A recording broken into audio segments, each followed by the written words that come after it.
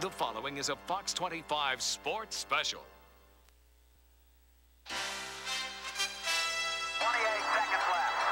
Tony looks. Drops his head. Going. It's blocked by McHale.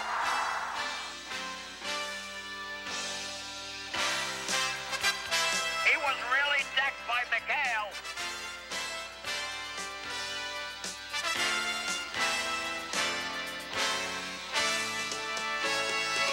Back to Kevin.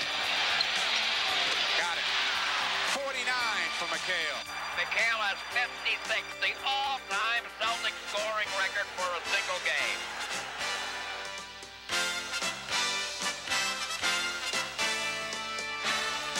Sweet 16, is that the back?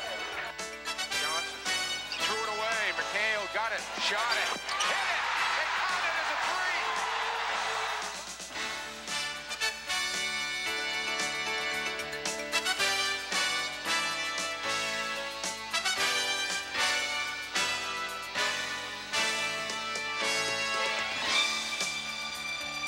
What a play by McHale! He's turning back the clock.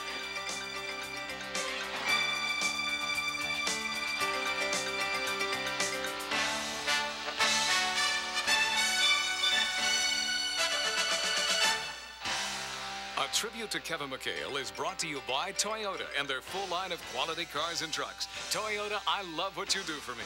By New England Telephone, which is now called 9X. From now on, just call us 9X. Chevy Trucks, the most dependable, longest-lasting trucks on the road. By Converse Back Jam with React, the shoes Grandmama holds court in. By Saturn, a different kind of company, a different kind of car. And by Osco Drug, where you can count on people who care.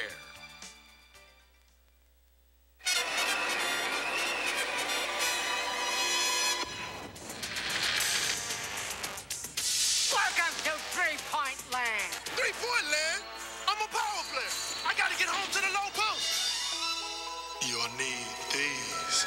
They're magical shoes from Converse with React juice. They'll take you anywhere you want to go. No one will be able to stop you. There's no place like home. That's Alice and her husband. I can't believe you have a married granddaughter. You can't. Pretty. That's their new house. Oh, they must be doing well. They are. But I helped a bit. About 8-9 years ago, I set up funds for all 3 grandchildren. Oh, that's a nice idea. Actually, it was my man at Payne Weber. He thought I should start setting aside money back then. How do you know about your grandchildren? He asked. Dodge Ram has changed the rules for winter driving. With its Magnum engine, available 4-wheel anti-lock brakes, and standard driver's side airbag, Ram is a great way to blow through the drifts. And with $1,600 in available package savings, Ram won't blow through your budget. So get into a new Dodge Ram today, because it's about time winter started playing by your rules. See and test drive Motor Trend's Truck of the Year, the all-new Dodge Ram, at your Dodge dealer today.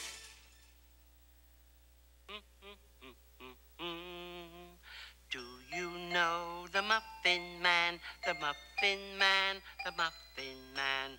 Do you know the Muffin Man? Sure you know the Muffin Man. The same man who makes his donuts fresh day and night wouldn't make his muffins any other way. Do you know the Muffin Man, the Muffin Man, the Muffin Man?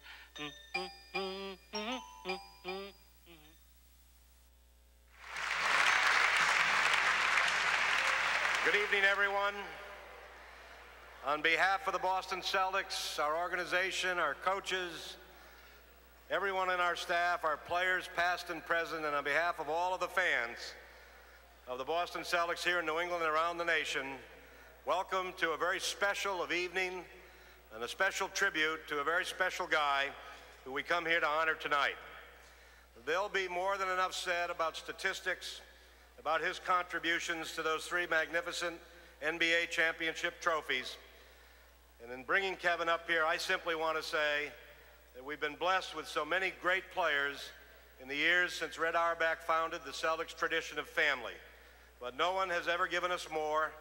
No one has ever given his life, his family's life, or dedicated himself to the cause of the Celtics and his community work in his interaction on the court and off the court than number 32, Kevin Edward McHale.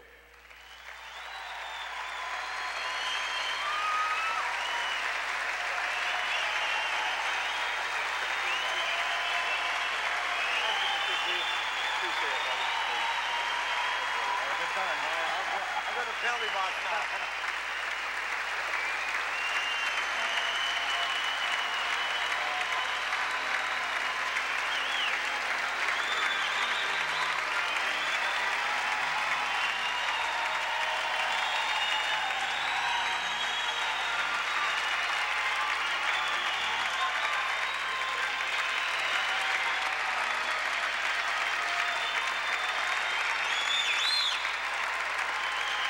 Thank you very much.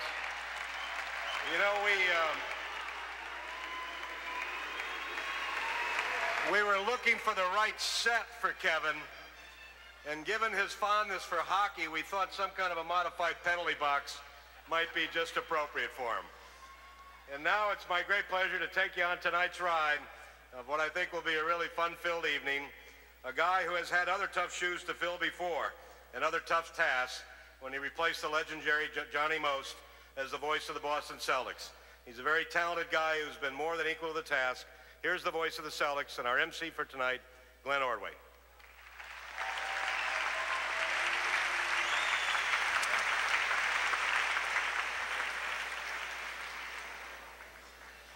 Penalty box? 2 minutes, slashing. Good evening, everybody, and welcome to, well, there's a slight problem. Would you please take your tickets out? If you read on your ticket, it says a tribute to Kevin McHale. The staff has now changed that. It will be the fold, spindle, and mutilization of Kevin McHale.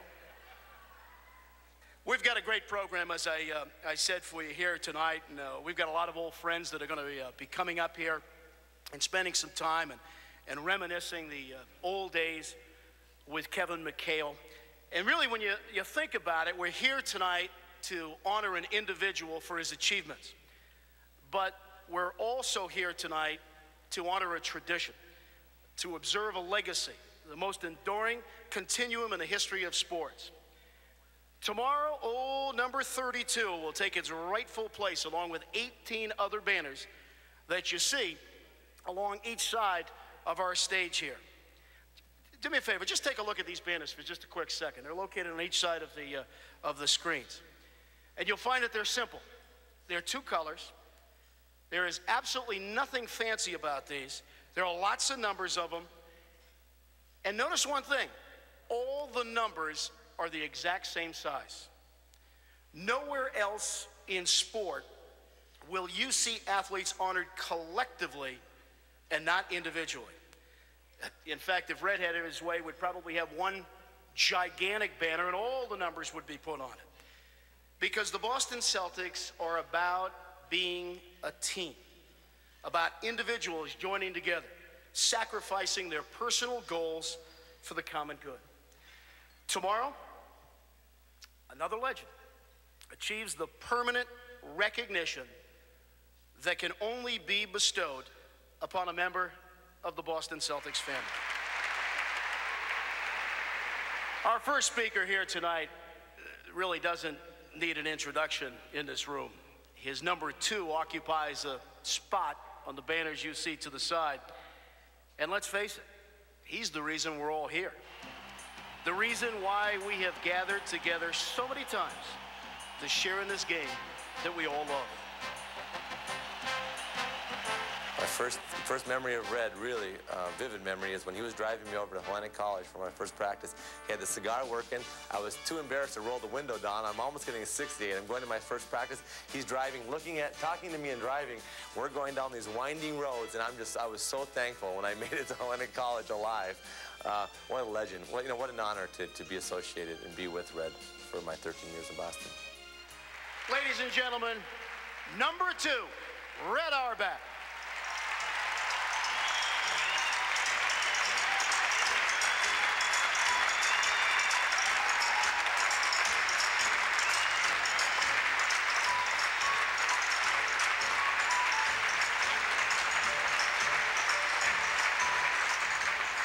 Thank you very much.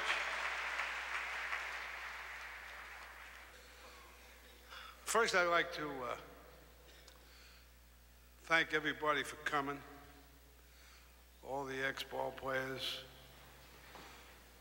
all the ex-Hall of Famers, of which I'm sure Kevin will one day be a part of it.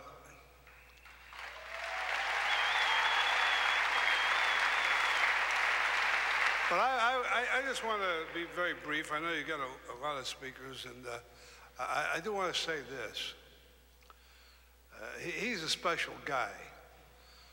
He and Larry and Cousy and Heinz and Satch and Casey, all those guys, they're all special to me. And he rates up there with them.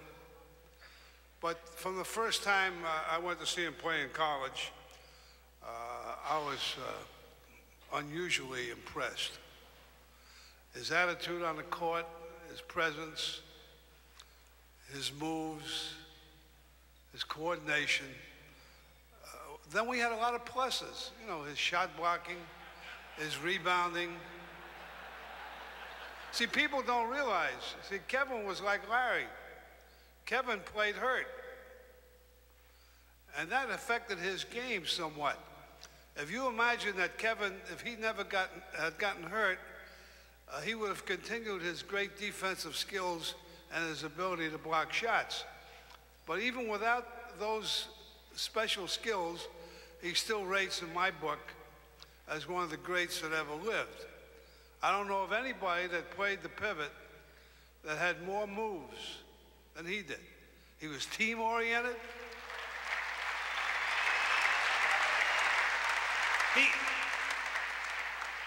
See, Larry would make players so much better when he's on the court. Kevin would make players so much better during practice because he had a lot of patience. He was a teacher. You'd never think of him, but he was a coach, a teacher. He was an extra coach out there. He'd spend a lot of time with these big guys, showing them some of his moves.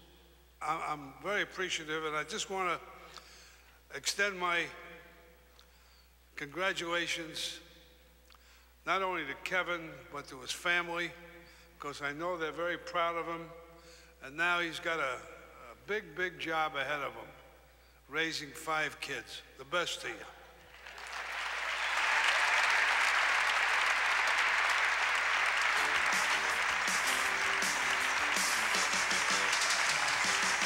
Coming up, a tribute to Kevin McHale continues with Cedric Maxwell.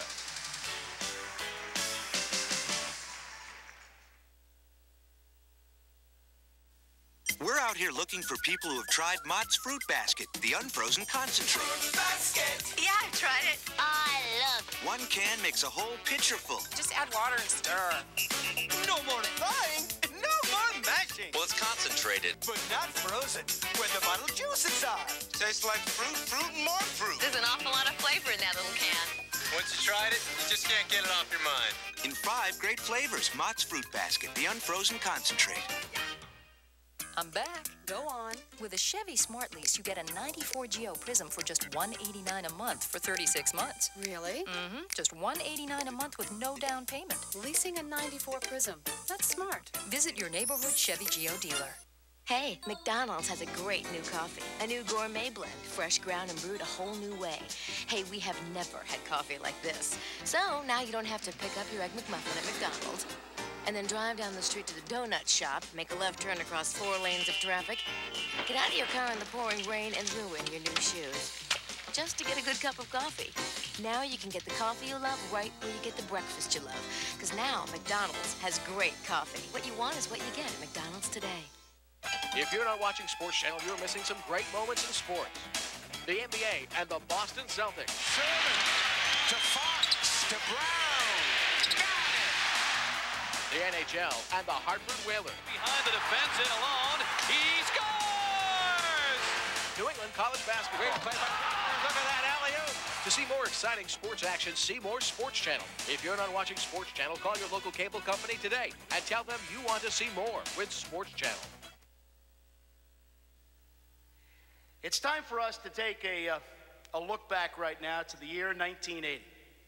Can you imagine a 22-year-old kid from a small town in Minnesota shows up in the big city, of course, after his quick jaunt to Milan, Italy to eat spaghetti. And a year later, he's helping to raise that banner right there to the asbestos-laden ceiling of the Boston Garden. That was the first year of the so-called Big Three were together. But it was on the strong back of another man that 81 championship was delivered. 6 seconds on the clock, blocked by Maxwell, and Max saves it. Here comes Carr. Look how he hustles ahead of the field. Max not to be denied. 5-point lead.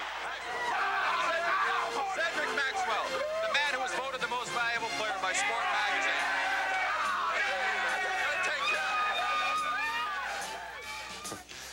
Max, he treated me so nicely in my early years with the Celtics, made my transition on the team, and Fitch was on me all the time, but he was also on Max, he was on Robert a little bit, and but Max was always there for me. I always talking about, geez, you're playing a lot better, you're playing really well. And then when I started to improve and I started doing better, Max, never any petty jealousy, never anything, just really in my corner the whole entire way. And the nice thing about Max was he was in the Charlotte for my last game. That really meant a lot to me. That he was there at my first game, and he was there at my last game, and special person. Let's bring him up, the man of 1,000 moves, Cedric Cornbread Maxwell.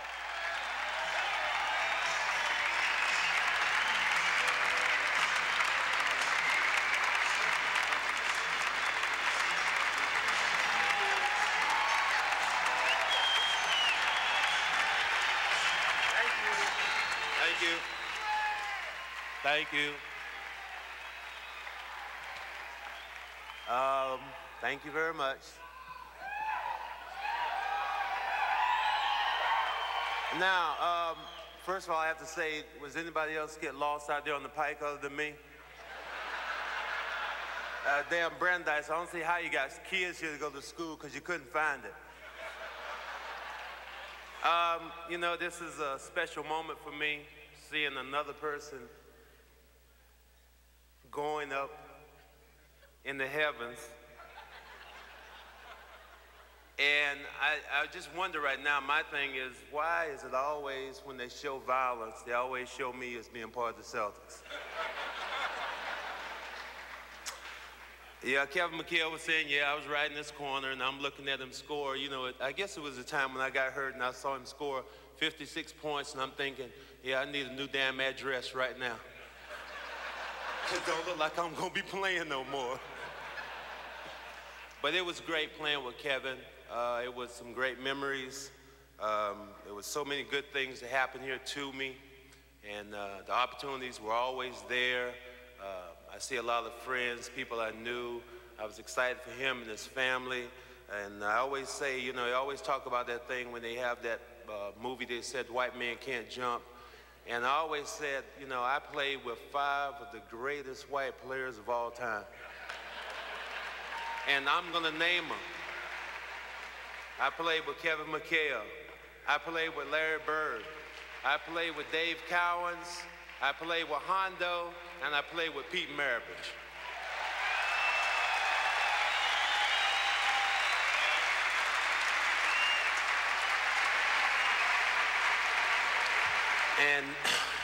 And I don't know wherever you could take those guys at. They could play any color, anywhere, anytime. And I always see my man Danny Ainge out there someplace, and I know he's still stealing, so it's really funny. It's just, like I said, I saw Kevin, and I saw Lenny, and I saw everybody kind of grow, and it was, like I said, it was a very special time for me. And looking back on it, even seeing Kevin's last game was really important to me. It's one of those things I always said, I'm never going to show up to see any more basketball games, but it was important for me to see his last game. And, it kind of said something. For him, it kind of choked me up in the fact he said, you were always there for me, and you were always in my corner. And it meant a lot to me. And I always, one thing I'm going to finish and not going to be long because, I'm not getting paid for this. So,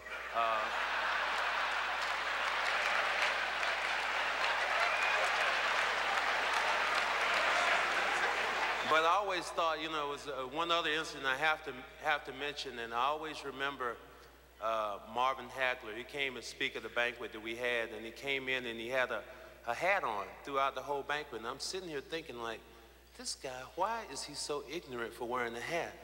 And what I didn't know was that Marvin, at the end of the ceremony, and he was speaking, he said, you know, I take my hat off to no one.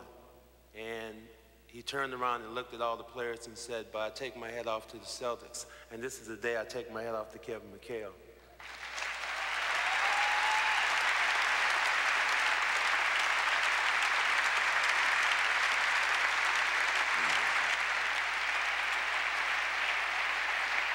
Kevin, I'm not going to be any longer. I have a daughter still out in the car right now with diarrhea, so that's why that's one of the reasons I'm kind of late. Toilet paper was a bitch, right? Excuse me, I didn't know that. Kevin said one thing, which was the finale for me, and he always said, I'm looking at TV the other day, and I wonder, Kevin had this thing, and he said, you know, he said, Cedric Maxwell always said one thing. He said, Cedric always said the one thing about him was that he always wanted, the ultimate goal for any professional athlete was the fact that he wanted to have 2 years left on his contract and get cut from the team. And I said that had to be enduring. That put me still further up in the ladder here. But Kevin, I did one better. I had 3 years left and I got cut, so that's it. Thank you.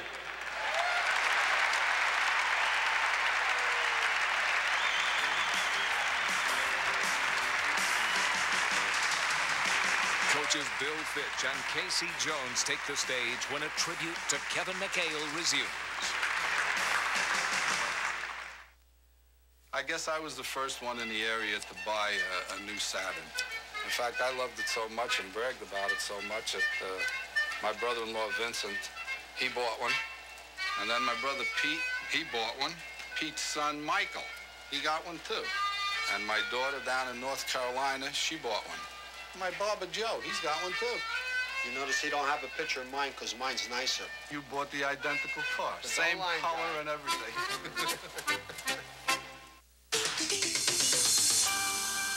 What did we do before we had area codes, access codes? Your grandfather remembers. Back then, people had names. Hello. Gibby Davis. This month, hundreds of thousands of 9X customers can dial a phone just by talking to it. Call Mom. Right from home. Call travel agent. No special card. Call office. No special phone. So how did an ordinary telephone get that smart? Here's 9X scientist George Gray. You simply say the name, and we do the conversion. We convert name to number, number to route, and the call goes. Well, they know what they're doing. 9X pioneered voice dialing, and they're building it right into the phone network all of us use every day. One day, their technology will give your voice the power to run computers, even cash machines. You may not have it tomorrow, because voice dialing is coming town by town, but for more of us each month, communication will be as simple as... Gibby Davis. I don't know about you, but I'd rather be a name than a number. For 9X right now, I'm Mary Alice Williams. Now, put yourself in America's #1 selling minivan. The genuine article is now on sale. Chrysler Plymouth's National Minivan Sale returns with the biggest savings ever on our safest minivans ever. Now you can save up to $2,600 on Plymouth Voyager, Grand Voyager, and Chrysler Town & Country. $2,600 in cash back and option savings on quad seats, tilt, cruise, and more. The Chrysler Plymouth National Minivan Sale, only at the minivan store. In his first year as coach of the Celtics, this man's team completed the most dramatic turnaround in NBA history. He improved from 29 to 61 wins. You're one rebound away from letting that smile on my face. I swear, if you're going to rebound, smile.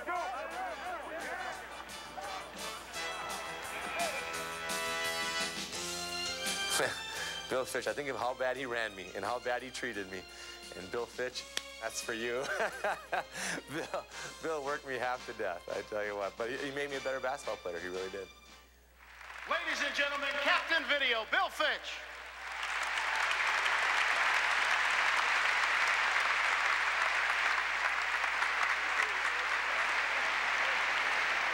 You know, what else can you say about a guy, as Rod said, auspicious beginning, used his talent, his intelligence, blue-collar ethic to get to the top of the game of basketball.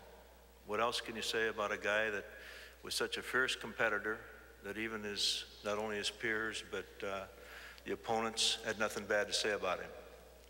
But that's enough about Larry.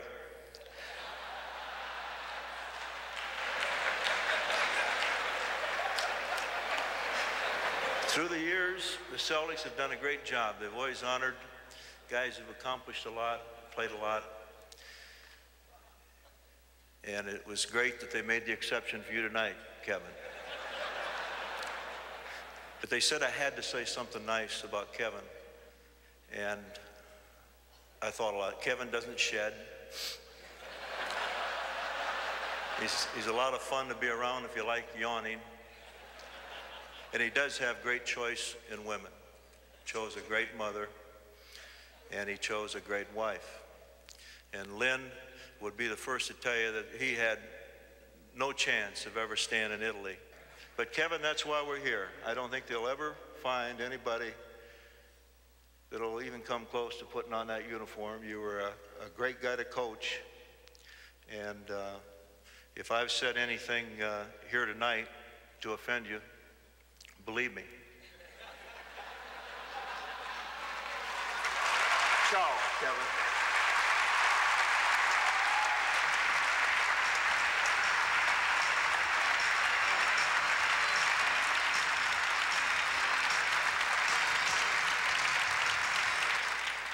So many of the great Celtic playoff matchups involve the Lakers. In the spring of 1984, the long-awaited battle lines were finally crossed when the two teams met once again in the NBA Finals. The leader of that team was in his first year as head coach of the Celtics, but he was certainly no newcomer to Boston. He was already one of the most beloved Celtics ever, and his number already was hanging in the rafters. Danny? You were here? You're here, Dennis? Robert, you and Kevin, come down with it. Casey Jones is a class guy, he's a quality person, and he's a very good coach. And so those, that combination of personality and coaching ability is a great thing to have. He relates to the players very well. He's not doesn't yell a lot, he doesn't do a lot of things like that, but when he tells you something, you know that he's right, and you just go ahead and you do it. It's just totally superior coaching, obviously. Ladies and gentlemen, a modest man who has to take off his shoes to wear all his championship rings, Casey Jones.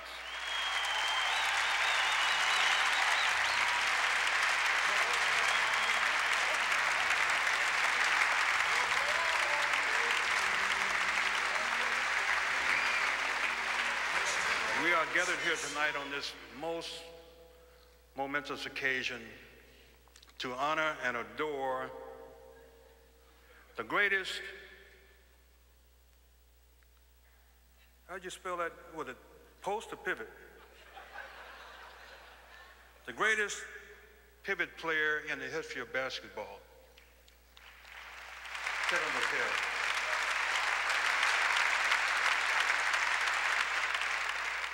And I had the best seat in the house, and I was just totally amazed. I mean, there's Larry Bird running up and down the court, and he's making these great touch passes, these great shots. He's booming it in with 2 seconds left. And there's Robert Parrish, he's taking what's left. Then there's Kevin McHale using his intelligence, which he has a lot of, using his creativity and finding out a way to get some shots between these two people. But this man is one of the greatest you've ever seen in the post-up. He is one of the greatest to ever pat a teammate on the back when he made a mistake and say, keep on going because you can do it. But it was called team, and this man is major. The big three, Larry, Kevin, and Robert. And this is the man right here. Thank you.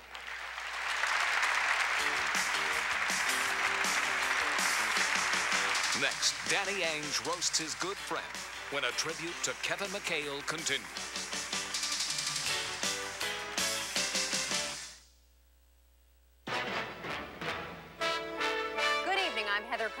up tonight on the Fox 25 News at 10. The jury's in for a college campus killer. A real-life lesson in hostage negotiations for an 8th grade class. Plus, a fugitive priest is coming home to the Bay State to face sex abuse charges. And NASA's back in the high life. Those stories and more coming your way tonight on the Fox 25 News at 10.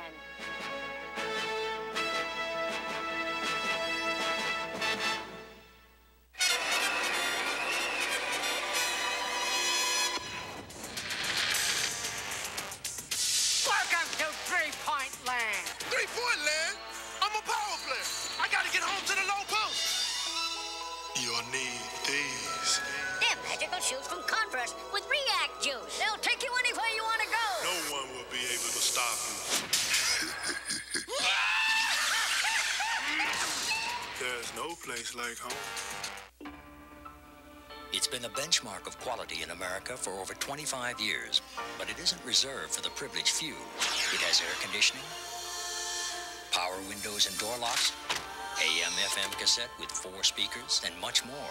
But it isn't an expensive luxury car. It's the Toyota Corolla Silver Anniversary Extra Value Package with savings of up to $700. The Toyota Corolla. You can't buy a more impressive car for less.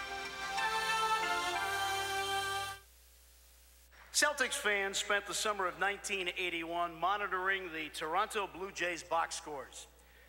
As Danny Ainge's batting average plummeted below the Mendoza line, euphoria was felt from Charlestown to Chelmsford.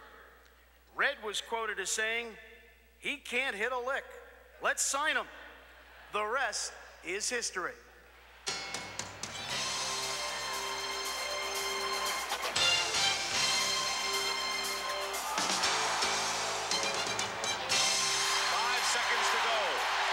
Big first half, no matter what happens here for the Celtics. And Danny Ainge hits the 3.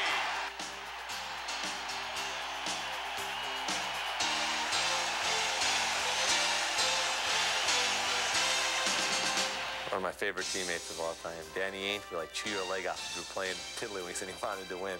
I love playing with Danny. Danny was so much fun because you could say anything you wanted to Danny, kid him, razz him, do anything you want. He played the same way every single night. He played hard, and he was, if you were going to go to war and you wanted one guy in your foxhole, I'd pick Danny. Ladies and gentlemen, a lifetime 196 hitter and a hell of a basketball player, Danny Ainge.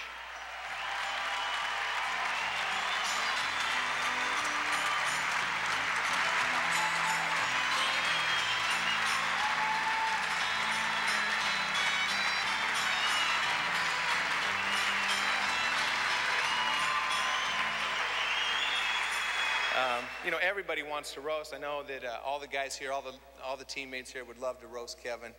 I know Mel's just dying. He's got a million things to say about Kevin. Gerald, I was talking with Gerald earlier. He mentioned that he wanted me to say thanks for making him famous. If you hadn't missed those 2 free throws in '84, that steal wouldn't have mattered.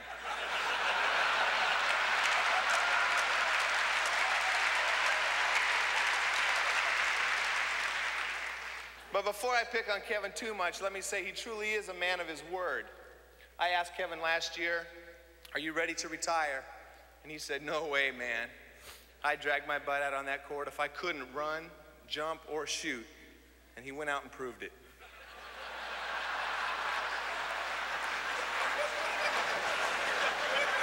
But in all fairness to Kevin, he's really suffered through a lot of physical pain over the years. You know, 5 or 6 years ago, Kevin needed a screw put in his foot, a big screw, and they looked everywhere. They couldn't find a donor until they took a closer look at his neck.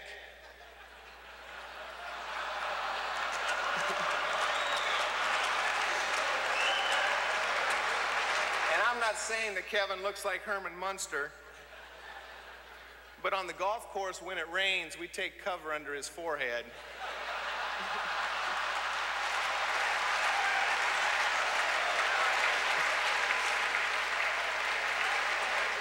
And I'm not saying Kevin has a weird body, but Phil Jackson looks at him and laughs. You know, how many people here read that Sports Illustrated article about Kevin, how much he's enjoying retirement? Yeah, right. I was just with Kevin in the bathroom back there, and he was boxing me out of the urinals.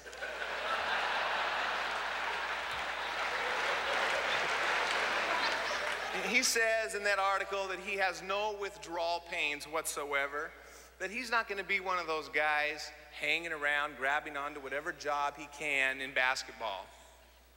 Has anybody mentioned that he does broadcasts for the Timberwolves? You know, he said as the season started last year that at times he really came close to quitting. I think Chris Ford thought he did. Chris? Kevin also said the only reason that he stayed in basketball last year was so his kids would have an opportunity to be ball boys and ball girls and go to practice. And I think there was something about $3.5 million. I'm not sure.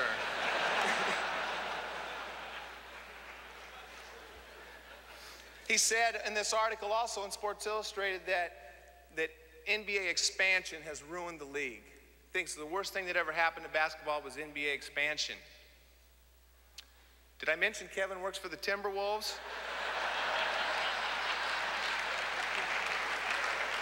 He said that he was happy to leave, you know, that he just wanted to play with his kids and go pheasant hunting.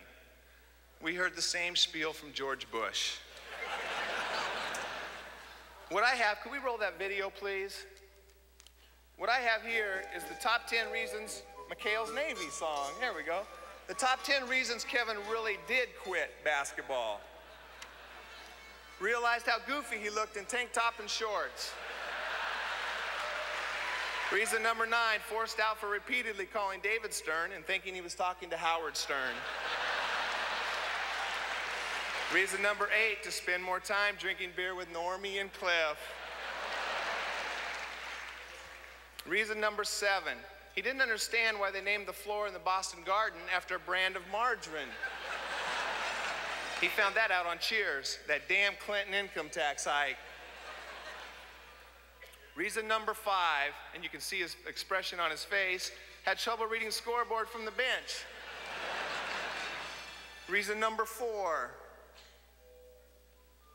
13 years of chafing and itching. Only Ed Lacerte would know that.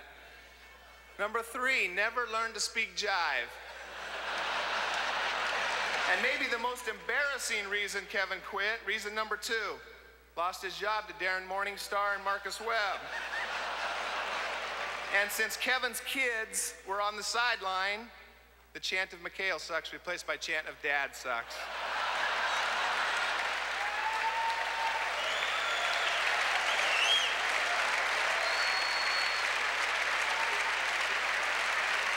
You know, Kevin is one of those guys who can really get under your skin at times. Practical joker, makes fun, real tease. Man, I'm glad when Bill Walton showed up. Because Kevin got off my case and couldn't wait to get a hold of Bill. Kevin taught me a lot about the game. And one thing in particular is he really taught me how to deal with the media. Just lie. But I'm really grateful to have the opportunity to have had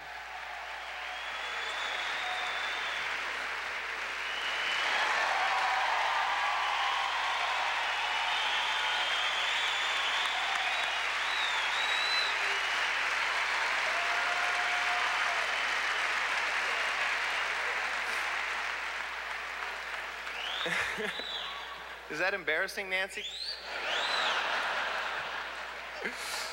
I'm really grateful to have had the opportunity to play with Kevin. You know, sometimes playing against a person, you appreciate him even more.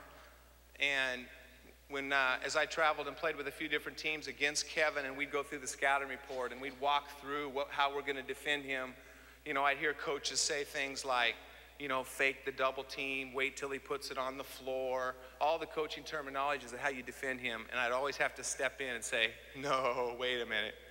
Kevin had this philosophy that if you double teamed him, he thought you could get 4 points if he scored.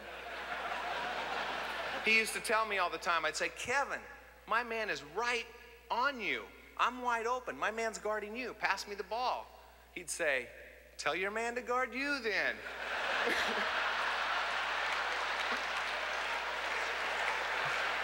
And I'd go up to him, I'd say, Kevin, mine and DJ's man are both on you. He'd say, then I should get 6 points for scoring that.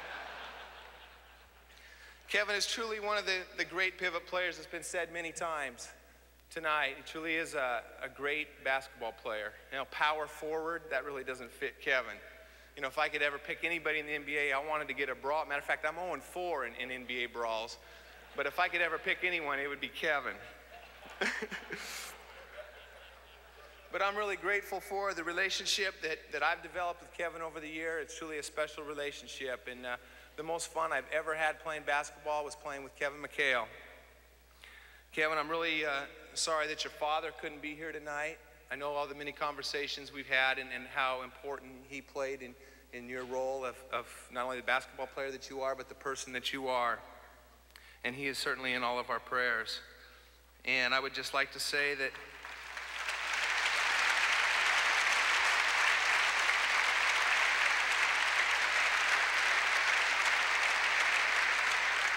I think the greatest thing that's been touched on here tonight already, the greatest thing that I learned from Kevin in basketball was perspective. He had a great perspective on the game. And I think that all the players that played with him really learned from him to have fun, to compete when it was time to compete, and to deal with adversities. And I appreciate that, and I appreciate Kevin's friendship and the chance to play with him. It'll be, you know, I get picked on all these teams I play with. Now, Dan Marley just came up with a new statistic that he's keeping track of, and it's called SPDs, and it's stories per day. And every one of those stories I'm telling is about the Boston Celtics, and most of them are about Kevin McHale. Thank you very much.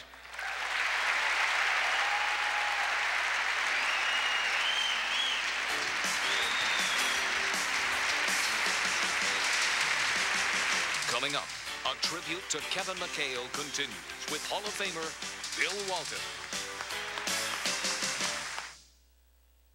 Ever since I was a little girl, I knew I wanted to fly, and when I got the opportunity to fly jets, I just had to go for it. I wanted to buy a fun car that kind of gave everyone else on the road an impression of my personality. And therefore, I was looking for something fun and sporty and sleek and looked like it could possibly take off if given the proper runway. Hey, McDonald's has a great new coffee. A new gourmet blend, fresh ground and brewed a whole new way. Hey, we have never had coffee like this. So now you don't have to pick up your Egg McMuffin at McDonald's and then drive down the street to the donut shop, make a left turn across 4 lanes of traffic, get out of your car in the pouring rain and ruin your new shoes. Just to get a good cup of coffee. Now you can get the coffee you love right where you get the breakfast you love. Because now McDonald's has great coffee. What you want is what you get at McDonald's today.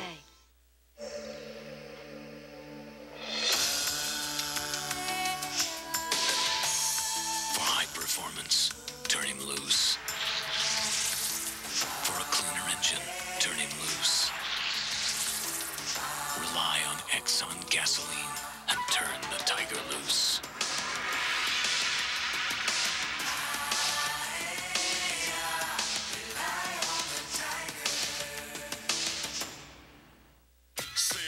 From the streets of New York, an ex-cop and his team of mercenaries are going to take down South America's most powerful drug lord, Mario Van Peebles, Christopher Lambert, Dennis Leary, Gunman, Rated R, starts Friday.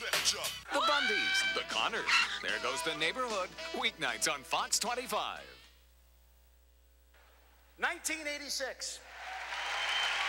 To me, 1986 Celtics, to me, was the greatest team in NBA history.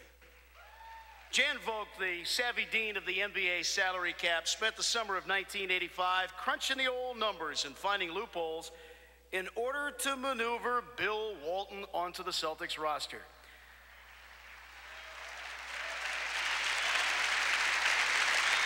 Much as Kevin did when he joined the team in 1980, Bill assumed the traditional role as the Celtics' sixth man.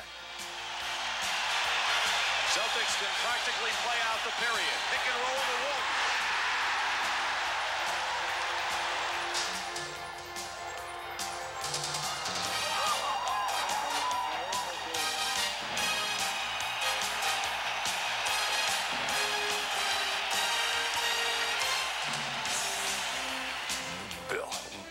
man, Bill. I love Bill. I mean, I really do. I was so lucky to have teammates that I really enjoyed. Bill Walton made that '86 season for me as special as it was, because being around Bill like that, and actually I hate to even admit this, I had a picture of Bill on my wall. He was my idol growing up, and I hate to even admit that, but he was. So playing with my idol was just fantastic. May I please introduce right now one of the greatest high post centers of all time, and the owner of the complete Jerry Garcia tie collection, ladies and gentlemen, Bill Walton.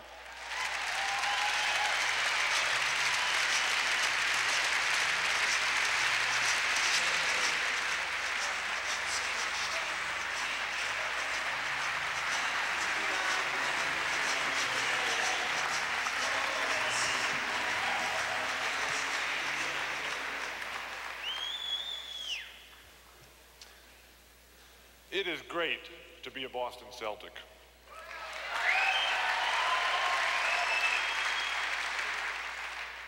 Kevin spoke on the video about me being his idol when I was a kid. Obviously, Ralph Sampson idolized Kevin after taking on Jerry Seasting the way Kevin took on Kurt Rambis. I've had an unbelievable time in the game of basketball in my life. Lots of tremendous things have happened to me. The greatest moment of my life on the basketball court took place at Hellenic College in 1986. Forget the championships, forget the parades, that magnificent one we had down in Government Square. We were practicing, and it was one of the few days that Kevin actually got there on time. And I don't know, maybe KC finally got the point of telling Kevin practice started at 9:30 instead of 10:30. And Kevin and I used to love to play one-on-one before practice. KC at 10:30 blew the whistle, and we were really going at it at the other end and asked us to come on down, let's get started. Well, we totally ignored him, and we're going at it pretty hard and heavy. A couple minutes later, KC really blows the whistle and says, okay, get down here right now, we're gonna get started. We're serious. So we drop the ball, we're walking down, and Kevin and I are going at each other pretty good as we're walking down the court. And I'm telling him, you know, Kevin, I'm killing you out here. This is embarrassing. You probably wouldn't even be in the league if you didn't have Larry passing you the ball with all those easy layups. You probably wouldn't even be in the league if Chief didn't have to guard the tough postman each and every night, and you had the third wheel to guard on the other team each and every night. And Kevin's coming right back at me. Well, we had done this pretty much all season long. Casey said, okay, I've had enough of this. I've listened to you guys moan and complain and whine and boast all season. Let's settle this right now. We got the whole team here. Red's here. Red was over there smoking his cigar. You gotta love a guy that smokes a cigar. Havlicek and Cowens were there. They had a big armload of balls, just about this many. They were gonna get them all signed and go sell them on the memorabilia market.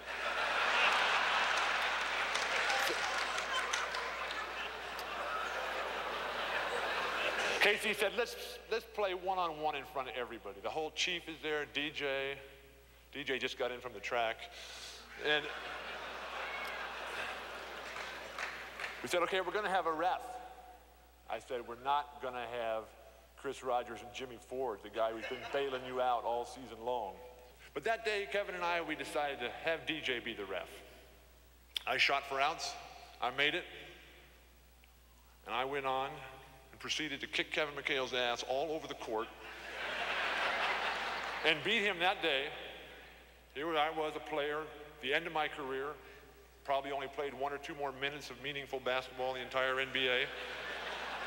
Kevin was an MVP of the league last year, and would have been, except he learned from Cedric Maxwell the benefits of sitting out long road trips in the Western Conference when Larry Bird took over the team. After I hit the game winner in Kevin's face that day and DJ waved it off, called off the jam and said, that's it, Bill's the winner, I took the ball out of the net and tossed it to Casey. I said, Casey, practice is over, we're heading to the bar, it's on me. Casey said, right on, let's go. That's enough. Glenn Ordway talked about my induction into the Hall of Fame. An incredibly special moment. I got thousands of phone calls from around the country, so many of them from the Celtics, the management, the players and all. None meant more to me though than the phone call from Kevin McHale, who called me up after my nomination. He heard it on the radio.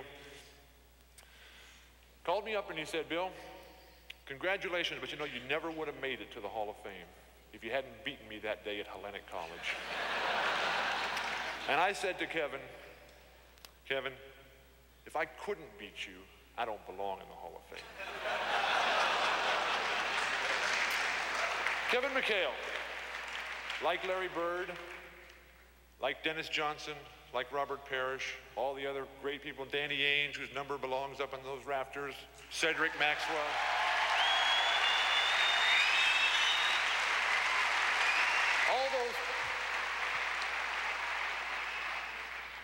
All those players were better people than they were players. Kevin McHale is in that class as well. The Boston Celtics were very, very lucky. Imagine in today's game trying to trade Joe Barry Carroll for Kevin McHale and Robert Parrish. But as lucky as the Celtics were and are to have Kevin McHale and Robert Parrish, and this is Kevin's night, we'll be back soon for Chiefs night, but as lucky as the Celtics are, Kevin McHale is luckier to be part of the Celtics. Kevin, congratulations. I remember one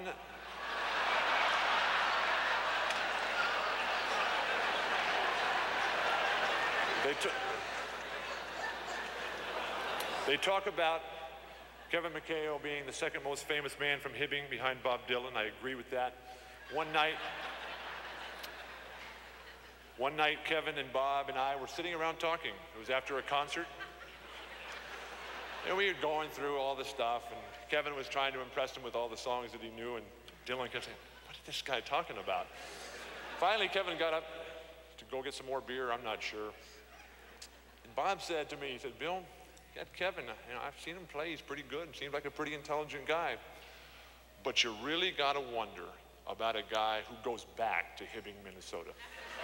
Kevin, you're my man.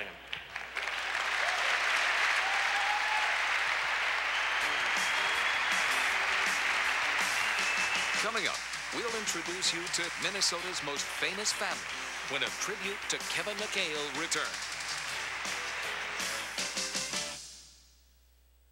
2 summers, 2 winters, 2 springs, 2 falls.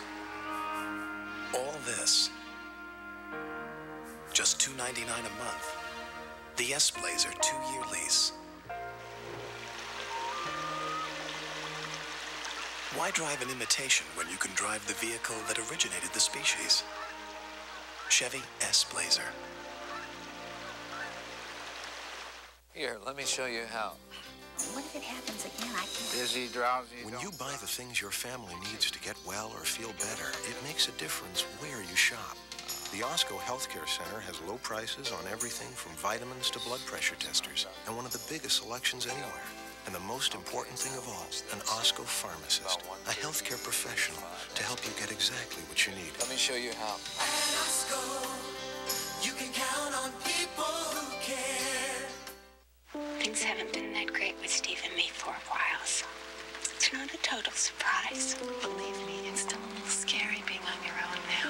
You really need to start thinking about money. And I haven't begun to think about that. When I went through this, I sat down with a broker over at P. Weber. He looked at what I had, and we came up with a plan that basically just let me get on with my life. And how did he know what you needed? Fortunately for me, he asked.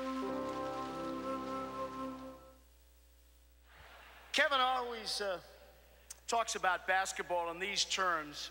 It is important to him, but it's just a part of his life. His highest priority has always been his family. They don't have parties like this in Hibbing, do they, gang? Let me introduce you right now to the people who stay home when Kevin goes out and plays golf. First, let's meet the woman responsible for Kevin's presence here tonight. I'll bet you she could tell us some stories. Kevin's mom, Josie McHale. Stand up, Josie.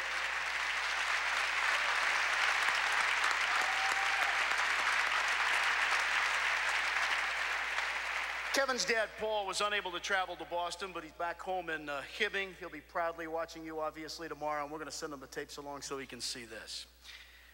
Next.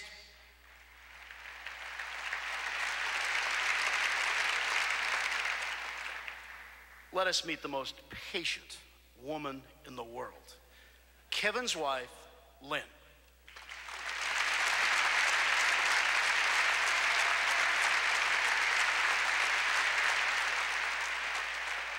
Some of you might recognize her as the actress who emoted that classic line on Cheers, "Honey, who is that?"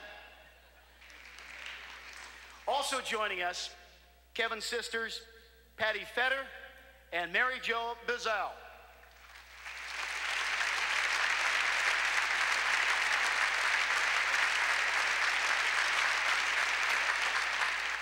Now, it's obvious we have to have one member of the family tell us the real dirt and the inside stories. So finally, here to provide us with some insight on the young Kevin McHale, his older brother and his best friend, John Paul.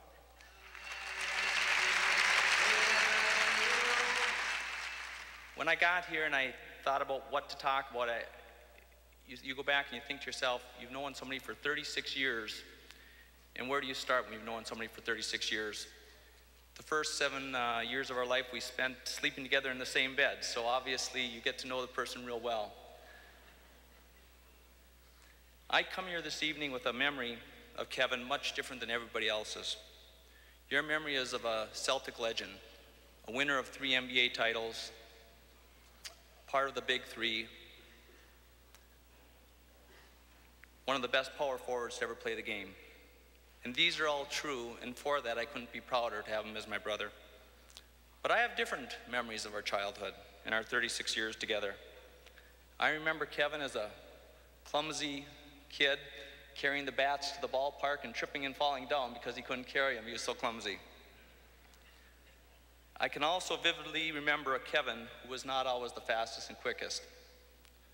Growing up in a small town in Hibbing, in the summer times we would rob crab apples from trees, and after we had eaten all the crab apples that we could, we figured we had to do something with the extras, and we decided we had to throw them at cars. Well, what we would do is, you never want to get caught, so you'd always try to throw them at the older ladies and the older men because they weren't gonna get out and chase you. Well, one night we made the mistake of throwing the apples and hitting a guy by the name of Leonard Hirsch. Well, Leonard, he was 21 years old, right out of Vietnam. We didn't know it when we hit the car. But Leonard, he slams on the brakes, he jumped out, and he started chasing us through the neighborhood. We thought we were pretty sly. We knew all the back roads and all the alleyways. And Leonard, though, he was just like a wolf, and he was going to track down the weakest and the slowest, and you know it, the guy he caught was Kevin. And seriously speaking, for all my family, including my dad, who's back in Hibbing and couldn't make it, we want to thank all the fans for all their support and caring you've given Kevin, Lynn, and his family over the past 13 years.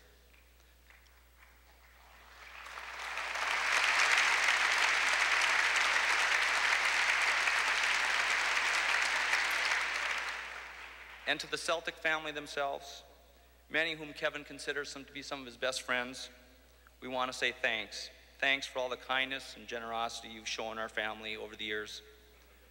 And to Kevin, I couldn't be prouder to have you as my brother. I love you. I'm glad to have you back in Minnesota.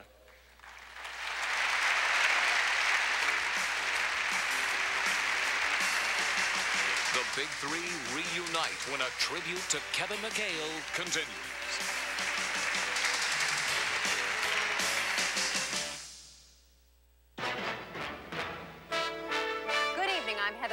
Coming up tonight on the Fox 25 News at 10, the jury's in for a college campus killer, a real-life lesson in hostage negotiations for an 8th grade class.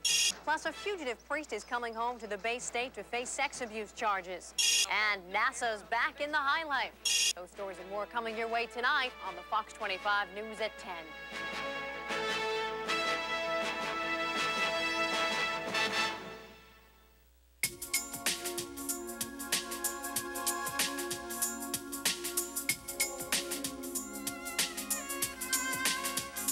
Introducing the all-new 1994 two-door Camry Coupe. Any guesses where we got the idea?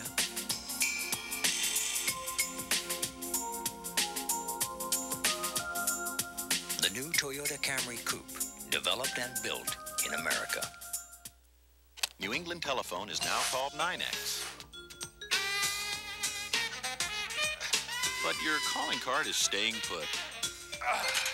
It's still as good as ever. So keep using it. Unforgiven is a hit. Winner of 4 Academy Awards, including Best Picture, Eastwood's Best, and Instant Classic. One of the finest Westerns ever made. Unforgiven. Bring it home now. Now, put yourself in America's #1 selling minivan. The Genuine article is now on sale. Chrysler Plymouth's National Minivan Sale returns with the biggest savings ever on our safest minivans ever. Now you can save up to $2,600 on Plymouth Voyager, Grand Voyager, and Chrysler Town & Country. $2,600 in cash back and option savings on quad seats, tilt, cruise, and more. The Chrysler Plymouth National Minivan Sale, only at the minivan store.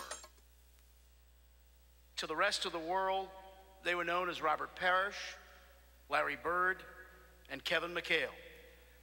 But to us, they were simply the big three. Ladies and gentlemen, the greatest front court in the history of the NBA.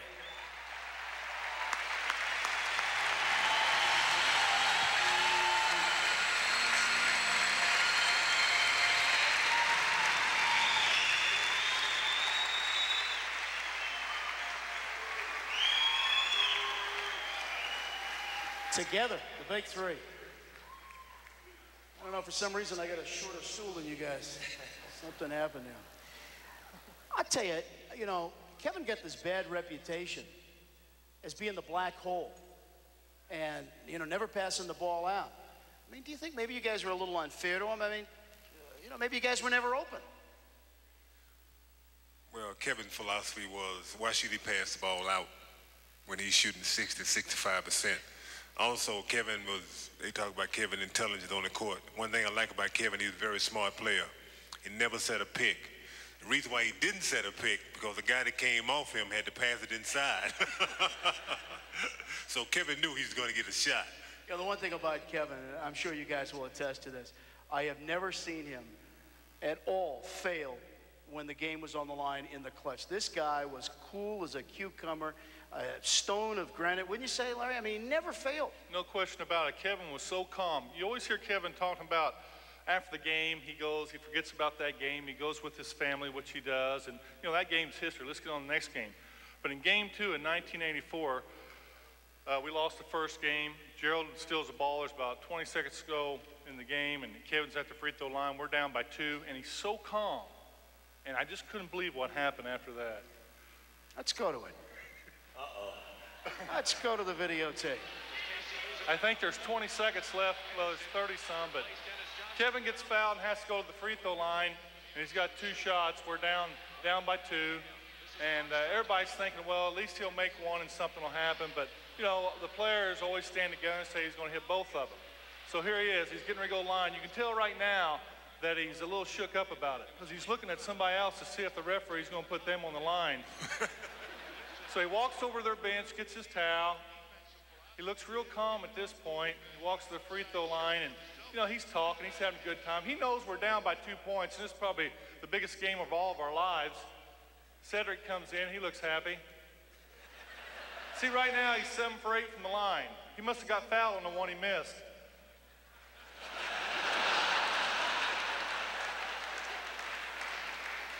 But look, the one thing you got to watch is his knees. You know, it's so important to go to the free throw line with a lot of courage and a lot of confidence, but watch Kevin's knees. Don't watch him shoot the free throw. Just focus on his knees. He's calm. He's cool. And he knows he's going to make this. Follow his knees.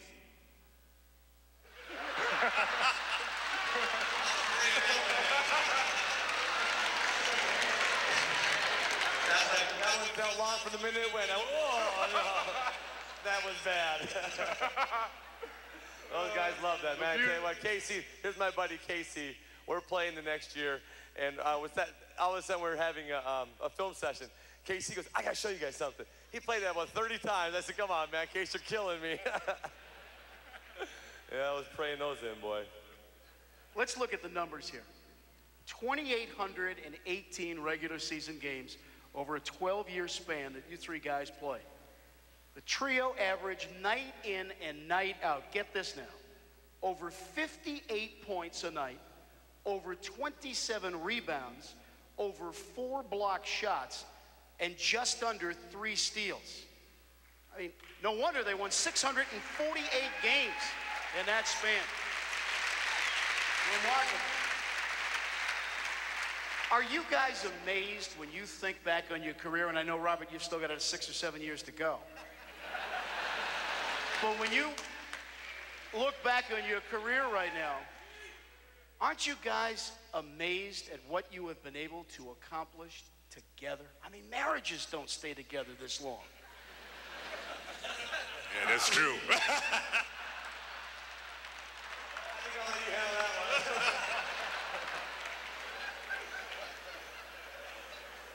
Chief? In my case, you have a point. Chief, what about the fact that you guys were together for such a long period of time? Well, I think it just shows the durability that we had and also the camaraderie that we had. You talk about the statistics that we compiled between the three of us. I think that's just a testament to how well we got along on the court and the sacrifices we made for the sake of the team. And I'm very fortunate to have played with these two guys because it definitely made my game a lot easier.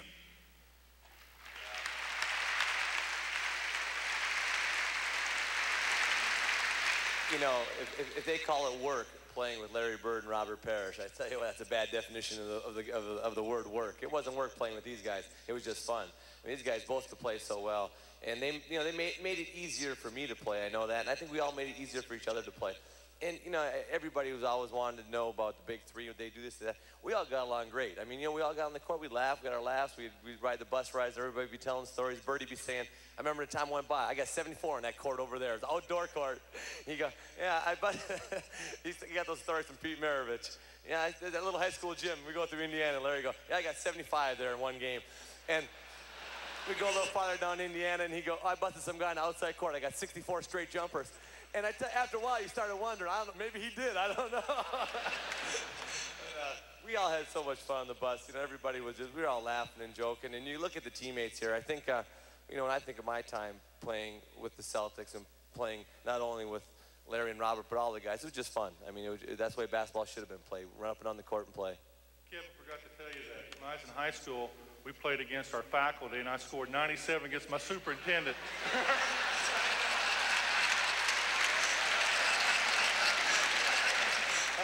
You guys have played your entire career here, and yet through the years there were always talk of trading you away, especially in the last few years of your career, and yet the Celtics kept you here right till the end. What does that mean to you? It means they were stupid. They should have traded me when I could do something. They should have got rid of my butt when I still had a little bit of value. Boy, these last couple of years, man, I was like a dead horse out there, man. They were giving me oats and hay, and I wasn't doing much with it, I tell you that much. But, that was, you know, I always knew that if I went and played somewhere else, I didn't think I could be the player that I was here, because here the game was structured, and I was so familiar with the teammates and so familiar with the way we were playing and everything set up. I never wanted to be traded. So I knew right away when I came here that I wanted to stay here, and being able to stay here for my entire career was just great. I mean, I never had any more pride in being in Boston Celtics than last year in the playoffs with all that adversity with Reggie and stuff. And we geared it up when we played. We didn't win, but the guys on the team really dug down deep, and we tried to put our best effort out. And it wasn't a championship year by any means, but a lot of Celtic pride came out and a lot of meaning for me for what it meant to be around here that long with great players. I picked my game up.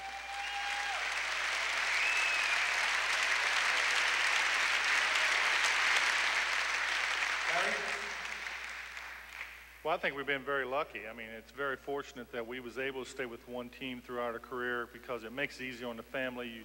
You meet a lot of people, you have a lot of friends, but you know, like I said before, I lucked out. I've been very fortunate to be able to play for organization that cared about your teammates and family oriented, and have functions like this where you see older players come back. So, you know, this has been the best part of my life, not because we won championships, just because we've met a lot of new friends, and we have a lot of fans and people who really care about you. Robert?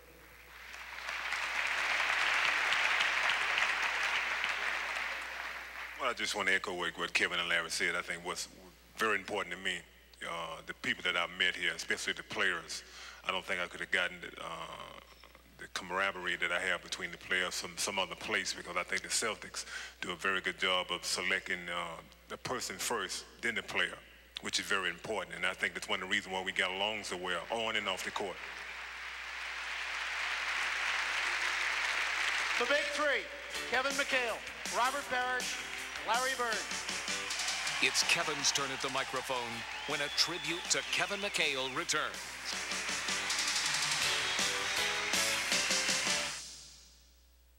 Dashing through the snow doesn't have to dash your style. Not when you drive a Dodge Intrepid. Intrepid ES takes the chill off winter driving with available ABS brakes, traction control, and dual airbags. And a price tag as low as $20,155 can surely take the chill off your budget. Of course, each dealership negotiates its own prices. Actually, with standard features like AM/FM cassette, rear defroster, fog lamps, and more, you could call Intrepid an extremely well-equipped snowmobile. See the great selection of Intrepids at your Dodge dealer today. We're out here looking for people who have tried Mott's Fruit Basket, the unfrozen concentrate. Fruit Basket! Yeah, I've tried it. I love it. One can makes a whole pitcher full. Just add water and stir. No more frying, no more mashing. Well, it's concentrated. But not frozen, where the bottle juice inside. Tastes like fruit, and more fruit. There's an awful lot of flavor in that little can. Once you tried it, you just can't get it off your mind. In 5 great flavors, Mott's Fruit Basket, the unfrozen concentrate. Here, let me show you how. What if it happens again? I can't. Dizzy, drowsy. When you buy the things your family needs to get well or feel better, it makes a difference where you shop. The Osco Healthcare Center has low prices on everything from vitamins to blood pressure testers, and one of the biggest selections anywhere. And the most important thing of all, an Osco pharmacist, a healthcare professional to help you get exactly what you need. Let me show you how. At Osco, you can count on people who care. Number 32, Kevin McHale.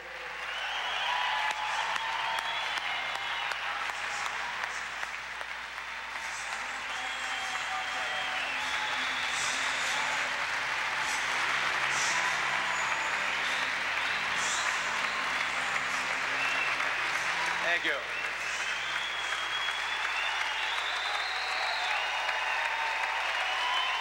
Thank you.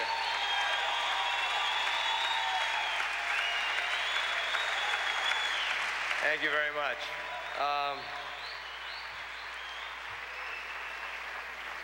You know, it's so nice to come to an event like this. I remember the first time I went to any kind of event like this with the Celtics, I couldn't believe it was a tribute to Red. And I couldn't believe the parade of players that were coming up. I mean, Satch Sanders, K.C. Jones, Sam Jones, Bill Russell came back. It was it was so impressive, all the players that had come through here. And at the time, I just remember looking at it and thinking, you know, my God, you know, this is unbelievable. And it means so much to me to be able to go up in the rafters with those people, not because, you know, of the number going up, because of the people that wore those numbers, the people that just the commitment to excellence that they had, and the fact that when you walked in the Garden, you see Tommy Hawk Heinsohn over there shooting his hook shots, and you see the Coos standing over there doing the color for the game. Hell, there were days my last part of my career when I couldn't play. It was an embarrassment to go out in front and play in front of those guys like that, because they stood for something that was much better than that. So to be able to go up there and have your number retired with those type of people, it's just amazing. I mean, the people that wore those jerseys were very, very special, and this is just a great organization. So it just means so much to me. And you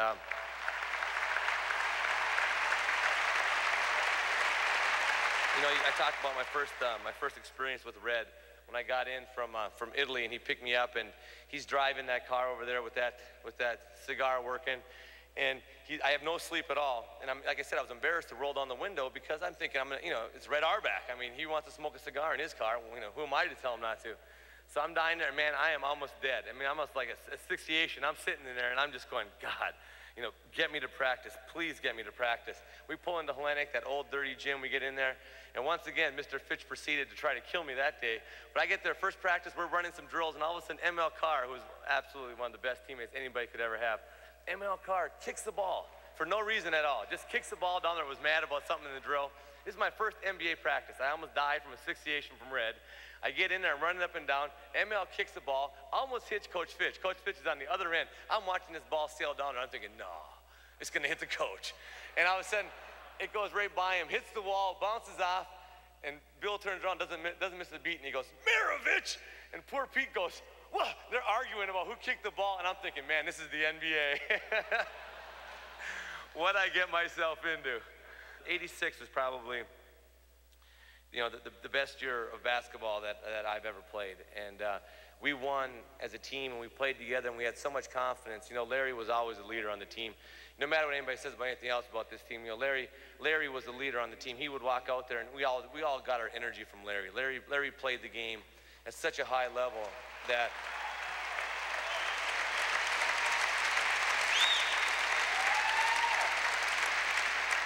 we all drew our energy off Larry. And I tell you what, when Larry geared it up and you know, really got after it those games, everybody just followed along. You know, we just kept going and going, and that's what it was all about. You know, that 86 year, we just got out there, and we all individually were playing great. And it just snowballed, and it came to the point of where it wasn't a matter of if we were going to win a championship, it was a matter of when we were going to win the championship. It was how many games it was going to take to dispose of these teams. And that was just so much fun. But the next year, Bill's talking trash again. You know, Bill's telling me that, oh, and by that way, that game of one-on-one we had, DJ was the worst referee you've ever seen in your life. He was killing me. Everything I did, he called traveling. I mean, DJ was killing me that day. And Bill did win the game of one-on-one, but it was under protest to this day. And, well, I'm just going to wrap this up by saying that, you know, like I said, I enjoyed my years out here so much I can't even explain it to you. And I'm a young man now. I'm only 36, and I've got a lot of years left ahead of me. But I don't think I'll ever have any years that can compare with what I had here in Boston. Those were, by far, the best years of my life. And I think I'll be 90 years old, and I'll look back, and I'll say, yeah, those were the best years of my life. Thank you, everybody, for making it possible.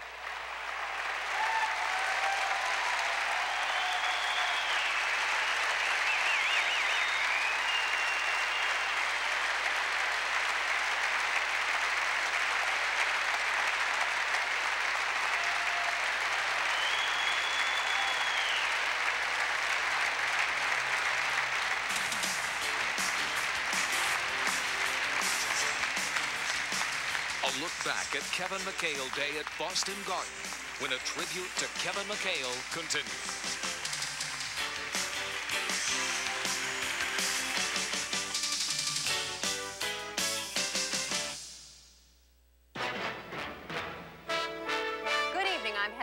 Coming up tonight on the Fox 25 News at 10, the jury's in for a college campus killer, a real-life lesson in hostage negotiations for an 8th grade class. Plus, a fugitive priest is coming home to the Bay State to face sex abuse charges. And NASA's back in the high life. Those stories and more coming your way tonight on the Fox 25 News at 10.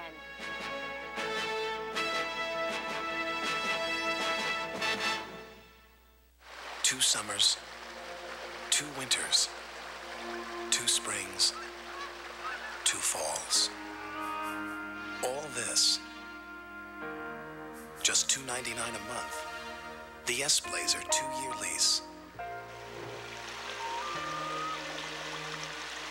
Why drive an imitation when you can drive the vehicle that originated the species?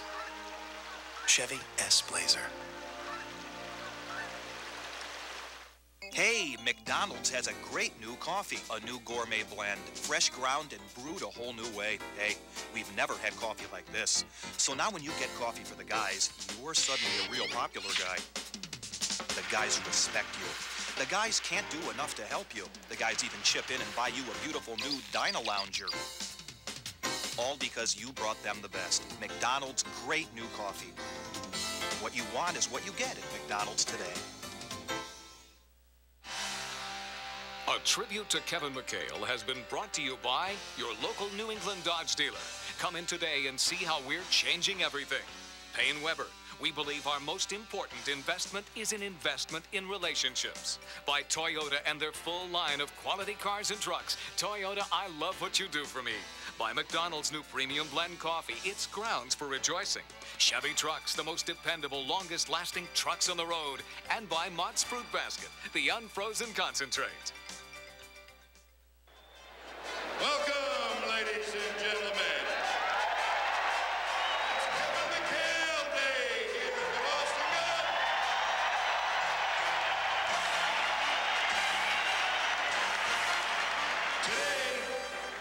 Number 32 joins two other numbers on the third banner of honor, which will hang from these Boston Garden rafters. There are numbers on it. Description says number 32 has now joined those of the other Celtic legend raised above the garden parquet. I'm sorry, Kevin, but that's all we can afford today.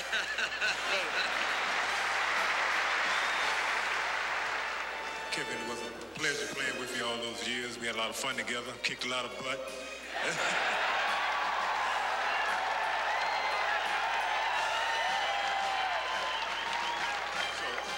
So you won't forget the big three. We'd like to dedicate the jersey to you. Autograph from Larry and myself. From Larry to the best posted player in the history of the NBA. Best wishes from Larry.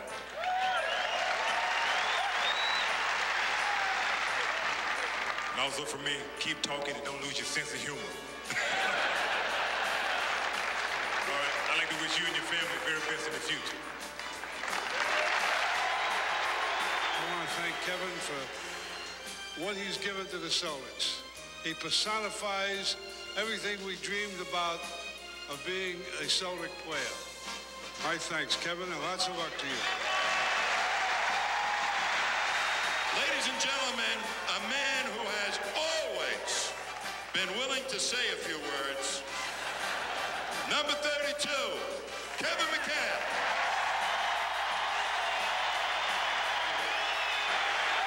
There are so many people that you want to thank. I had 13 of the best years of my life standing in this building and playing in front of all you people. It's so hard to thank each and every one. I'd really like to thank my family, my beautiful wife, Linny, and my 5 kids who have made being out in Boston so much fun with everybody that we've met. My mother, who gave me all the love and attention any little boy could need, and she gives all the support any man could ever have. I'd like to say a special thanks.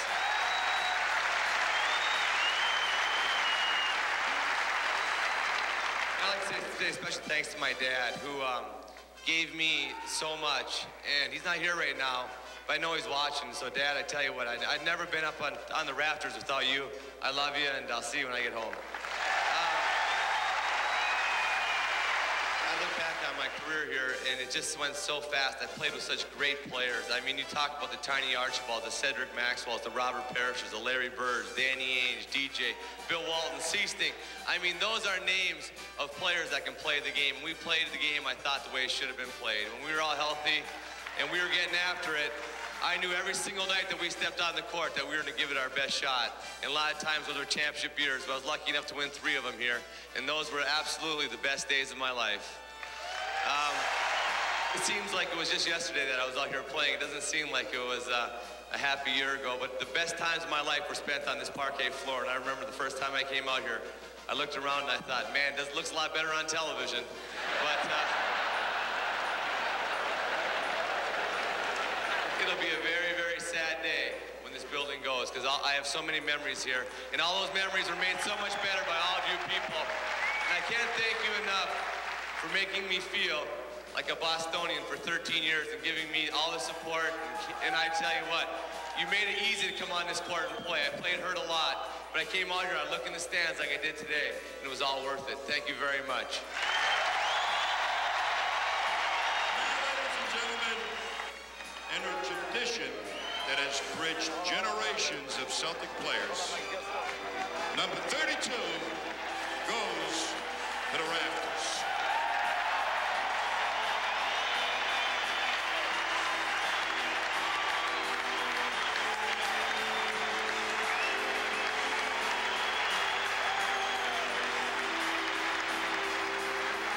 numbers going up for people I played with, went to war with, and fought with.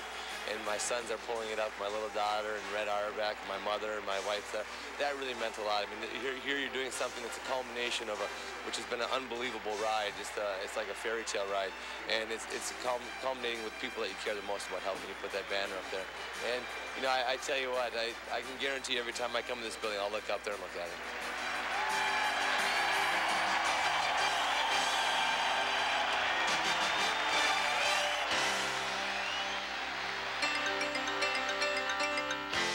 I remember his first practice with the Celtics. I thought, well, I'm going to kill this guy today, because he came in late.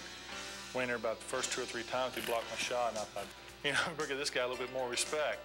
I mean, he actually blocked my shot the first 2 times I went in there, and I thought, boy, this guy can play defense. Well, come to find out, he's a great defensive player, but he's a heck of a lot better scorer.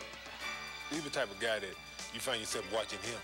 You know, what is he going to do next? You know, because he, like I said, he had so many moves around the basket. And then you got to realize Kevin McHale didn't believe in passing the ball back out once he got it. So he's doing these unbelievable moves over 2 and 3 people. I don't think you can sum up in any amount of time what it's like being a Celtic. I suppose just an immense pride, willingness to do whatever it takes to win, playing hurt, playing when you didn't feel like it, and playing for the best organization that there's ever been. I mean, it's just, Larry said it best. I think he said, if you didn't play for the Celtics, I'm not sure you ever played basketball.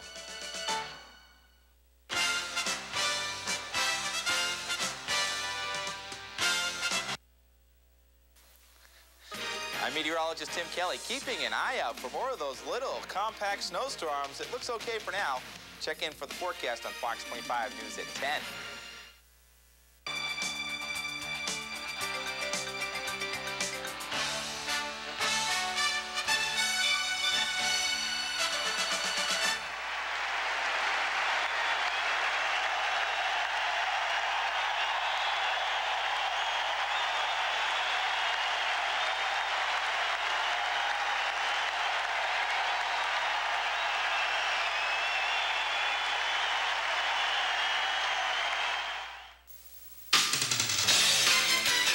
This is the Prudential Halftime Report, brought to you by the Prudential. Peace of mind. It comes with every piece of the rock.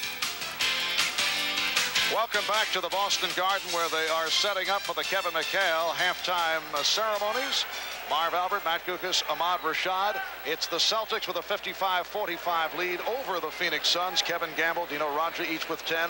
Robert Parrish is 8 points. Cedric Sabanos leading the Suns with 9. So, in a moment, the ceremony honoring Celtic great Kevin McHale. That's after a message from Prudential and a word from the end. Gingerbread molding, colonial columns, a stained glass window, a white picket fence. Owning your own home is still a big piece of the American dream. One of America's most innovative real estate networks can help you put the pieces together. No matter which door you want to enter, which window you want to look out of. Peace of mind. It comes with every piece of the rock.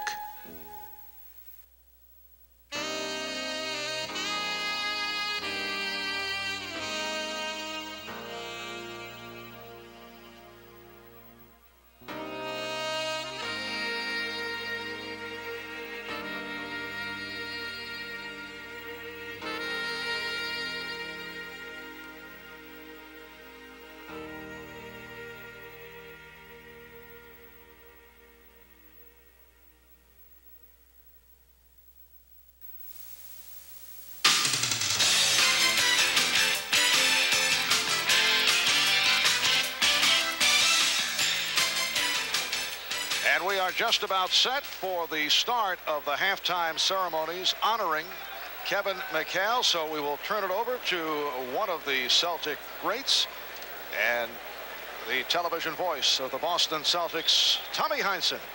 Let's go to the floor. Welcome, ladies and gentlemen.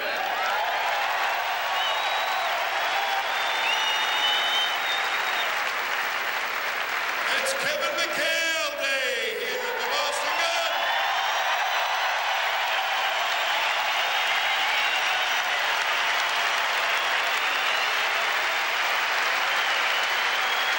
Today, almost 1 year to the day from the last such ceremony, Another worthy Celtics great will have his number retired, and it will join those of 18 others who have been honored in a similar fashion. Kevin McHale, number 32.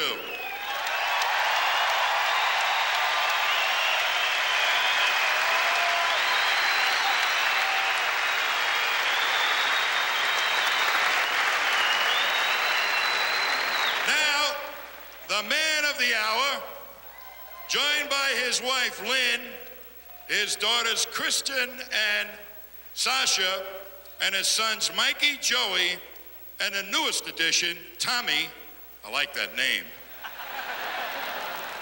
and his mother, Josie. Number 32, Kevin McHale.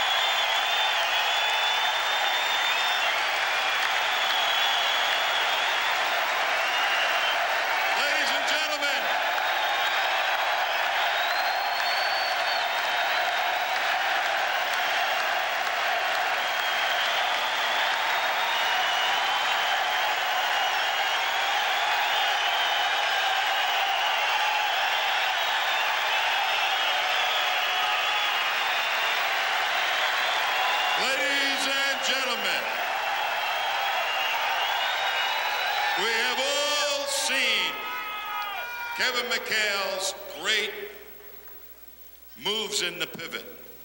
The slippery eel. You're watching him squirm today.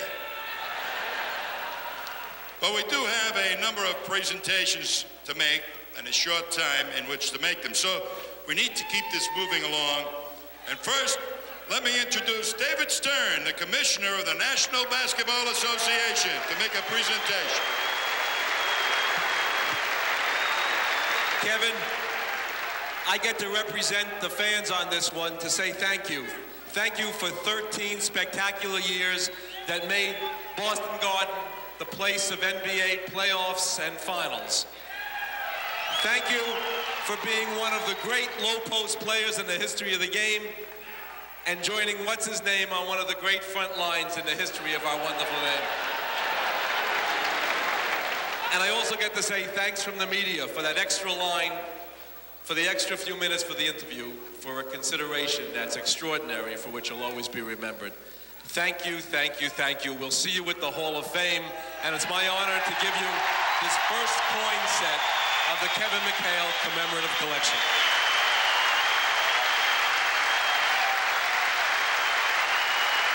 Thank you, Mr. Commissioner. And standing with Kevin today are his family, who have been a great source of inspiration and strength to Kevin throughout his career and his life. At this time, the Senior Executive Vice President of the Celtics, Dave Gavitt, will present a unique and specially designed watch with Kevin's number 32 on its face to Kevin, Lynn, Kristen, Mikey, Joey, Sasha, and Tommy. I love that name. And another watch will be returning to Minnesota with the McHales for Kevin's father, Paul, who could not be here today. Dave?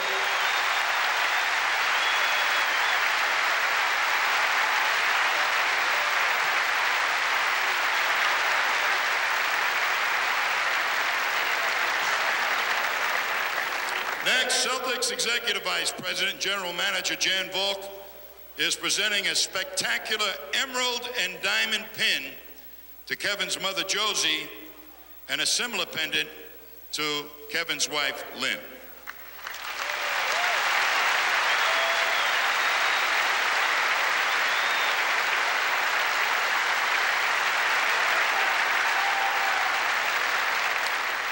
Today, number 32 joins two other numbers on the third banner of honor, which will hang from these Boston Garden rafters. Those numbers were worn by two guys who already know very well what it all means. They have stood before you under similar circumstances. Ladies and gentlemen, the men who will share their banner with Kevin, Larry Bird and Dennis Johnson.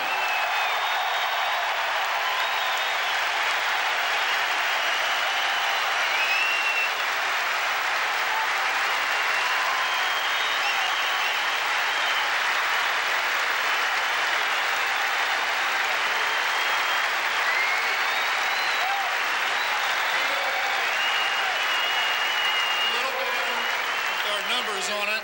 Description says number 32 has now joined those of the other Celtic legend raised above the garden parquet. I'm sorry, Kevin, but that's all we could afford today. But it's been a great honor over the last 13 years that we played with you, DJ, I think for what, 6 or 7? And what a teammate. And congratulations, and now that you have joined us high above courtside, say congratulations to you and your family, and what a ride it was. Thank you, Larry.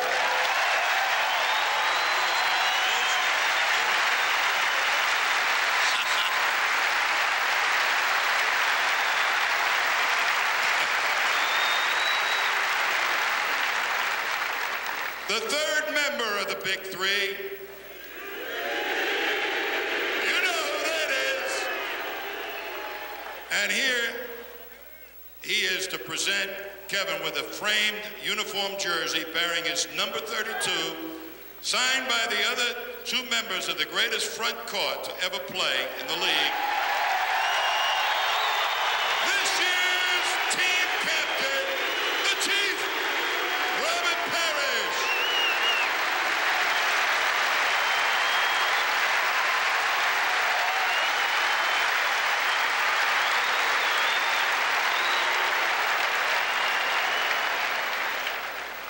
Kevin, it was a pleasure playing with you all those years. We had a lot of fun together, kicked a lot of butt.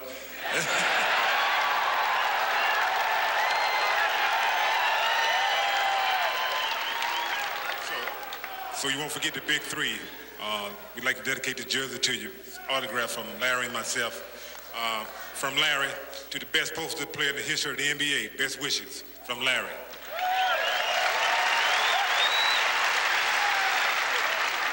And also for me, keep talking and don't lose your sense of humor. All right, I'd like to wish you and your family the very best in the future.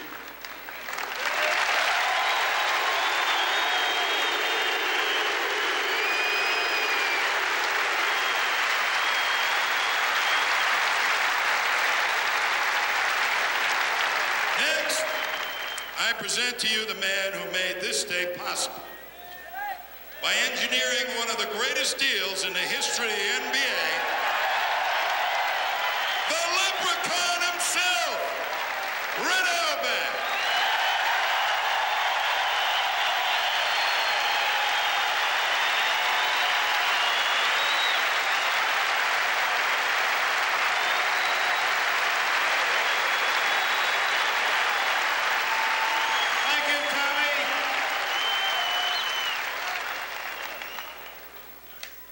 know, these 18 people up there had a lot to do with making the Celtics the name and what they were liked all over the world. But I'll tell you something. You people out there had as much to do with it. I want to thank you for that.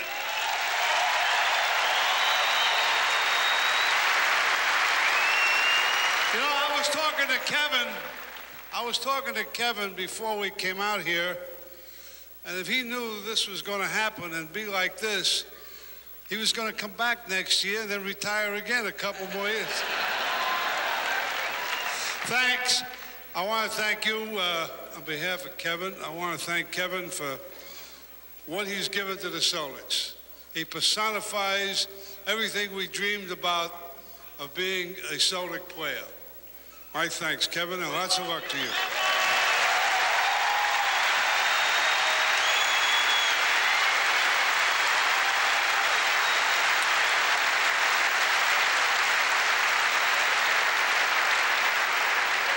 And now, folks, let's hear from Mr. Inside himself. Ladies and gentlemen, a man who has always been willing to say a few words. Number 32, Kevin McHale.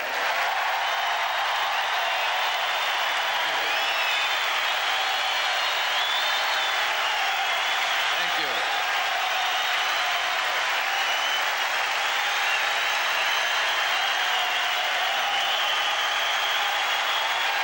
Thank you very much.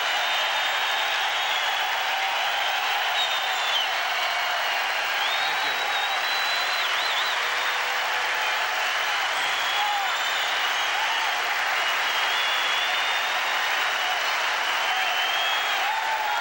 Thank you.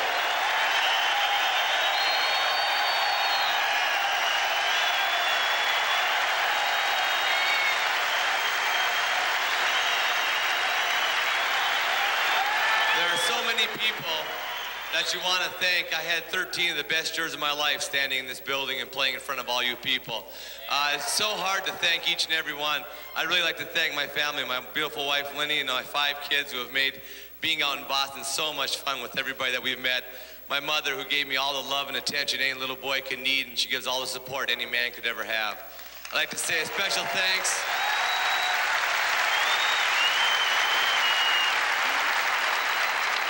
I'd like to say a special thanks to my dad, who gave me so much. And he's not here right now, but I know he's watching. So, Dad, I tell you what, I'd never been up on the rafters without you. I love you, and I'll see you when I get home.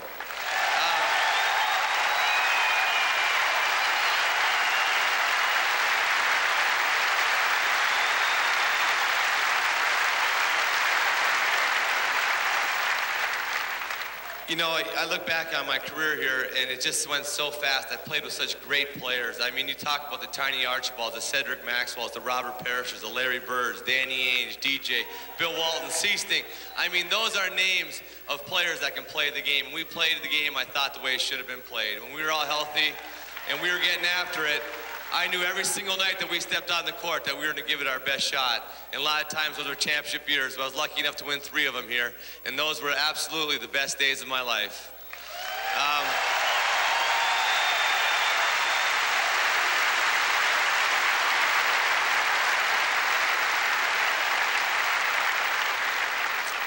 You know, going up there with the numbers of the people who have been retired, it means so much that I got a chance to know those people. There's very few organizations where you get a chance to know all the older players. I know everybody that was on the banner except for Walter Brown. And I tell you what, it's more than the numbers of the players that were playing. It's the people that were inside those jerseys. They were so great people. They won. They were the type of people that you wanted to be like. When you won a championship and you saw Kuz and you saw Tommy Heinsohn, they had big smiles on their face. It was a continuation of what they had done. It was all a continuation of what Red started many, many years ago. So it's just...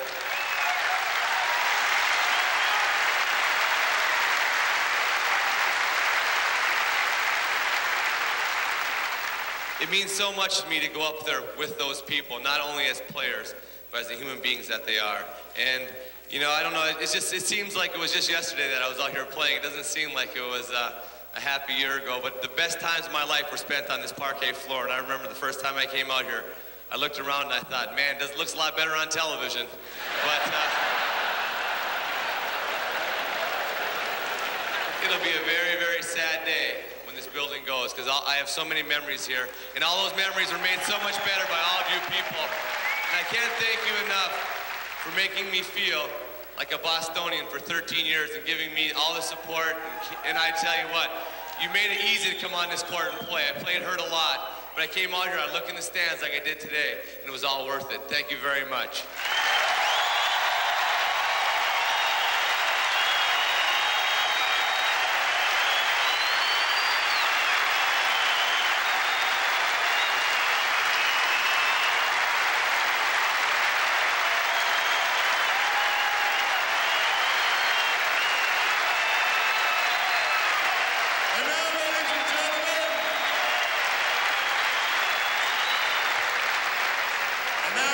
Gentlemen, in a tradition that has bridged generations of Celtic players, number 32 goes to the rafters.